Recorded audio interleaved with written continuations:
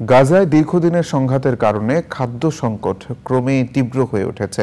সংঘাত শুরুর পর বুধবার প্রথমবারের মতো জর্ডান থেকে ত্রাণ প্রবেশের জন্য ইরেস ক্রসিং খুলে দেওয়া হয়েছে। আইসিসির গ্রেফতারি পরোয়ানা ঠেকাতে বাইডেনের সাথে ফোন আলাপ করেছেন নেতানিয়াহু। লস অ্যাঞ্জেলসের ইউনিভার্সিটি অব ক্যালিফোর্নিয়ায় আন্দোলনরত ফিলিস্তিনপন্থী শিক্ষার্থীদের উপর হামলা করেছে ইসরায়েলপন্থী শিক্ষার্থীরা। বিস্তারিত মাহফুজুল হাসানের রিপোর্টে। গাজায় খাদ্য সংকট এমন পর্যায়ে পৌঁছেছে যে দুর্ভিক্ষের দ্বার প্রান্তে দাঁড়িয়ে আছে লাখো ফিলিস্তিনি।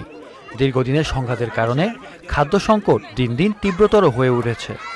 জাতিসংঘের মানবিক সমন্বয় বিষয়ক কার্যালয় বলেছে, এই অবস্থার অন্যতম কারণ এপ্রিল মাস জুড়ে গাজায় উল্লেখযোগ্য সংখ্যক ত্রাণ প্রবেশে ইসরায়েলের বাধা দেওয়া। তবে ইসরায়েল বরাবরই বিষয়গুলো অস্বীকার করে আসছে। 7ই অক্টোবরের পর প্রথমবারের মতো বেইত হানুন বা ইরেস ক্রসিং খুলে দেওয়া হয়েছে। জর্ডান থেকে ওই ক্রসিং দিয়ে বুধবার 31টি ত্রাণবাহী ট্রাক প্রবেশ করতে দেওয়া হয়েছে। তবে জাতিসংঘের মানবিক সমন্বয় বিষয়ক কার্যালয় আরও জানিয়েছে, নতুন করে সহায়তা কার্যক্রমের অনুমতি দেওয়া হলেও ধারাবাহিকতা না থাকলে 6 মাসের বেশি সময় ধরে চলা এই খাদ্য সংকট নিয়ন্ত্রণে আনা সম্ভব হবে না। মার্কিন পররাষ্ট্রমন্ত্রী অ্যান্টনি ব্লিংকেনকে ইসরায়েলি প্রধানমন্ত্রী বেনিয়ামিন নেতানিয়াহু বলেছেন, তিনি গাজায় যুদ্ধ বন্ধ করা সহ হামাসের সঙ্গে কোনো যুদ্ধবিরতিতে সম্মত হবেন না। এমনকি দ্রুতই রাফায় স্থল অভিযানের প্রস্তুতি নিচ্ছে ইসরায়েল।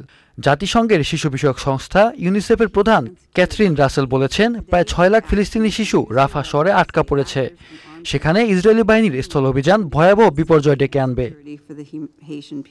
আন্তর্জাতিক অপরাধ আদালত আইসিসির সম্ভাব্য গ্রেপ্তারি পরোয়ানা ঠেকাতে যুক্তরাষ্ট্রের প্রেসিডেন্ট জো বাইডেনকে টেলিফোন করেছিলেন ইসরায়েলের প্রধানমন্ত্রী বেনিয়ামিন নেতানিয়াহু। ফোন আলাপে আইসিসিকে গ্রেপ্তারি পরোয়ানা জারি করা থেকে বিরত রাখতে বাইডেনকে ওয়াশিংটনের প্রভাব খাটানোর আহ্বান জানিয়েছেন নেতানিয়াহু। যুক্তরাষ্ট্রের লস অ্যাঞ্জেলেসের ইউনিভার্সিটি অব ক্যালিফোর্নিয়া আন্দোলনরত ফিলিস্তিনপন্থী শিক্ষার্থীদের উপর হামলা হয়েছে। ধারণা করা হচ্ছে বিশ্ববিদ্যালয়ের ইসরায়েলপন্থী শিক্ষার্থীদের একাংশ এই হামলায় জড়িত। হামলাকারীদের সবারই মুখে মুখোশ ছিল। পরিস্থিতি নিয়ন্ত্রণে বিশ্ববিদ্যালয় কর্তৃপক্ষকে অতিরিক্ত পুলিশ ডাকতে হয়েছে। Mahfuzul Hasan, channel I. বিকাশে কম খরচে ক্যাশ আউটের লিমিট বেড়ে 50,000, প্রিয় এজেন্টও 2টা।